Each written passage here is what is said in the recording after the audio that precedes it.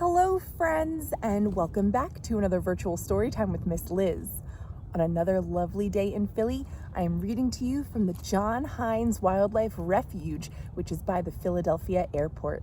It is such a nice day out, and the reeds behind me in the wetlands remind me a lot of the dandelions in today's story. Today's book is Carmela Full of Wishes. It's by Matt de la Peña and illustrated by Christian Robinson. This is Carmela, and this is the story of her many wishes. Carmela Full of Wishes by Matt de la Peña, illustrated by Christian Robinson. Carmela scooted along the uneven dirt path, watching men stoop to work with their hands, her birthday bracelets jingling and jangling, and the thick greenhouse air smelled of marigolds and overturned earth and fresh manure. Carmela knew exactly what manure was. It's animal poop. But she didn't want to think about that. Not today. Today, she awoke to candles in her pancakes and her mom saying, "Happy birthday to you," and told her, "Go on, mija, make a wish." But Carmela's wish had already come true. She was finally old enough to go out with her big brother. And we're going to see exactly where they're going to go. Carmela followed as he cut back onto the street at Freedom Boulevard, past the crowded bus stop and fenced-off repair shop, past the old folks' home where 200 old women waved smiles, past the huge home improvement store where her dad used to stand around weekend mornings waiting for work.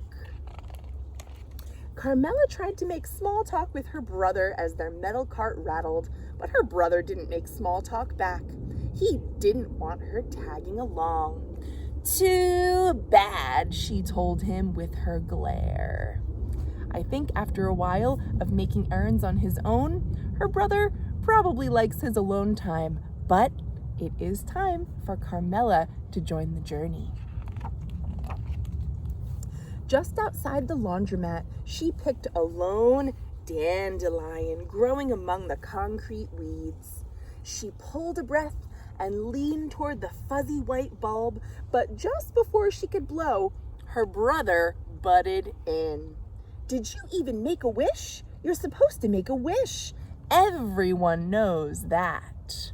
You might have heard that too, that if you blow all of the seeds off of a dandelion, you get to make a wish. "Of course I made a wish," Carmela told him, but that was a lie. Carmela didn't know that you were supposed to make a wish.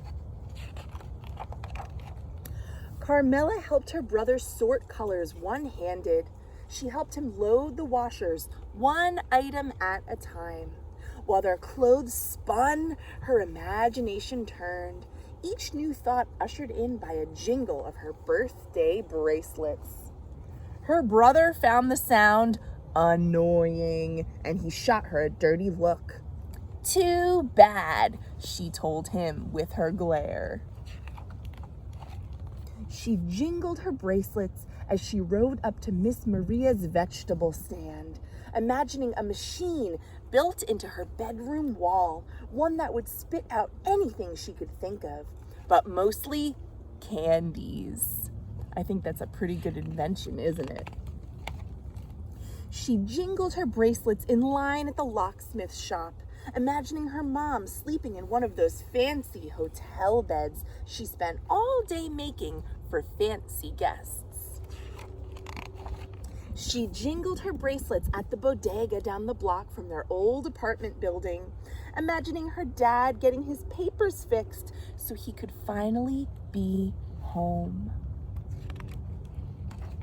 She jingled her bracelets outside the pharmacy, eyeing the shiny new bikes in the window. Her brother stopped in his tracks.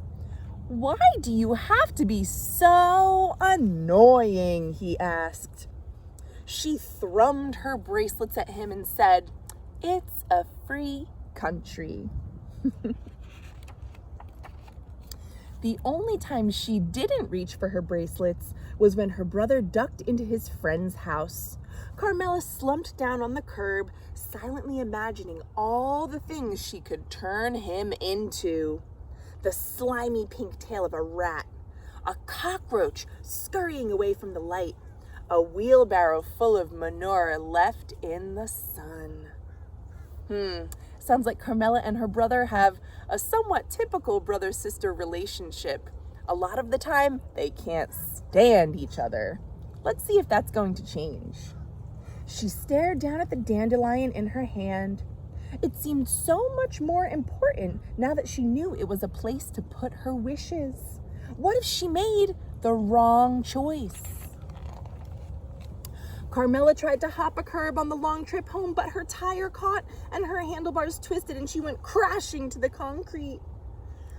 Don't cry, don't cry, don't cry. But then she saw her dandelion crushed beside the drain.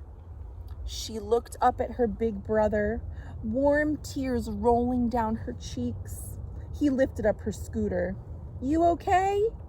She shook her head and pointed at the dandelion. My wish, she said.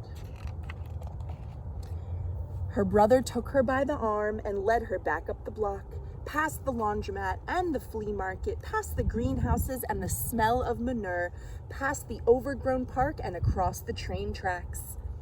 He didn't stop until they made it to an abandoned farmhouse near a cliff overlooking the sea. Close your eyes, he said. What do you think they're going to see? Carmela closed them. Now make your wish, he said. Carmela listened to the ocean's hum in the distance. She listened to the squawking birds. She listened to the wind whistling past her ears. Then she opened her eyes and she saw hundreds of tiny white spores lifting into the air and floating out toward the far-off surf.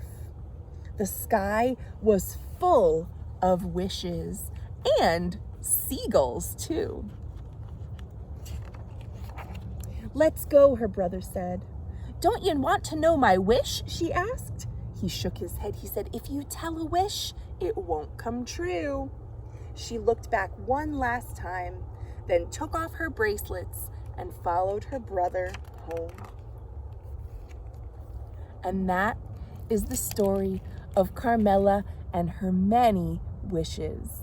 We never quite find out what she wishes for at the end, but I think part of the fun is in you and me imagining what the wish would be. If you had a wish, what would you wish for? I think I would wish for a nice, beautiful day to spend in the outdoors. And guess what?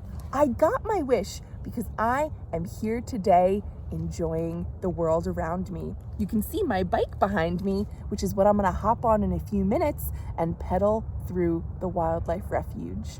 If you have time to do it yourself, I highly recommend checking out the John Hines Refuge. Again, it's right by the Philadelphia airport. Thank you all for joining me yet again today, and I'll see you tomorrow for more great books. Thanks for watching.